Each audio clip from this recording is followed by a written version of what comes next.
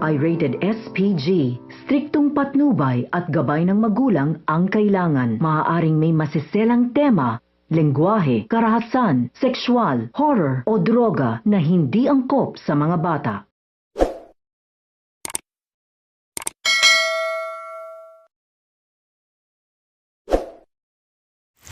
Habang nag-uusap sina Vanessa at Merly Aquino sa puntod ng kanyang tatay, narinig nila ang boses ni Angel na tinatawag si Vanessa. Agad silang nagtago. Habang papalapit na si Angel sa kanilang pinagtataguan, sumilip si Merly at sinabihan si Vanessa na hindi ito si Angel. Siya umano si Kiara, kaya gulong-gulo na naman ang isip ni Vanessa. Samantala, dumulog sa presinto si Marco para humingi ng tulong sa mga pulis sa paghahanap kay Vanessa. Pinatakas ni Merly si Vanessa dahil mapanganib umano si Kiara.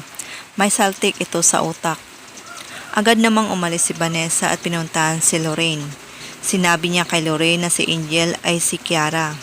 Ayon kay Lorraine, lalo lang sila mahihirapan sa kanilang investigasyon dahil panibagong paghahanap na naman ang kanilang gagawin.